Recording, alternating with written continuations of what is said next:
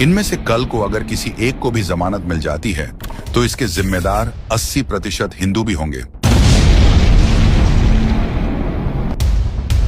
क्योंकि जाने अनजाने में हम सभी इनके महंगे वकीलों का खर्च उठाने वाले हैं। और इस बात की जानकारी हिंदुओं को है ही नहीं कि उन्हीं के पैसों से ऐसे कट्टर के लिए महंगे वकीलों की फौज खड़ी की जाती है। सीट की बेल्ट बांध लो चमचों, क्योंकि तुम्हारे आकाओं का एक और चिट्ठा खुलने जा रहा है।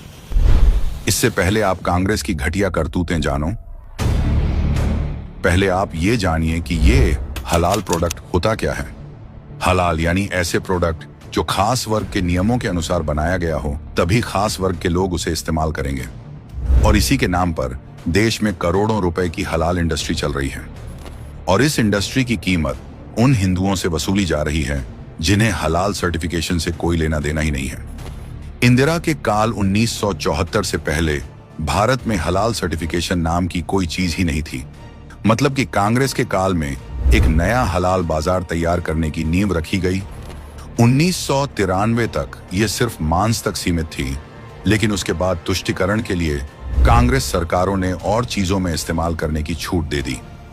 भारत में जमात उलेमा ए हिंद जैसे संस्थान हलाल सर्टिफिकेशन देती है और बदले में कंपनियों से मोटा रकम लेती है। और उन पैसों का इस्तेमाल Kamlesh Tiwari murder case, Mumbai blast, German bakery blast, Ahmedabad blast, 26/11 जैसे आतंकवादी हमलों के मुजरिमों का महंगे वकील दिलवाने के लिए कर चुकी है। ये सब जानने के बावजूद भी 2013 में कांग्रेस के एक नेता ने एक ऐसा कानून बनाया जिसके तहत किसी कंपनी को अगर अपना सामान बाहर एक्सपोर्ट करना है तो हलाल सर्टिफाइड होना चाहिए। कांग्रेस के समय इस हलाल सर्टिफिकेशन को इतना बढ़ावा मिला कि आज कंपनियों के बीच हलाल सर्टिफिकेशन लेने की होड़ मची है।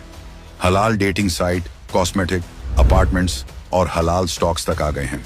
ऐसे में ये सवाल उठना तो लाजमी है कि क्या एक खास समुदाय के लिए हमारे देश की ISI और फसाई जैसे मौजूदा सरकारी प्रमाण पत्र की कोई वैल्यू नहीं रह गई है। कांग्रेसी कहते हैं देश में सबको बराबर हक मिलना चाहिए, लेकिन एक खास वर्ग के लिए वक्फ बोर्ड बना दिया, हलाल सर्टिफिकेशन का बाजार खोल दिया। और ऐसा भी नहीं है, हलाल प्रोडक्ट सिर्फ एक खास समुदाय को बेचे जाते हैं।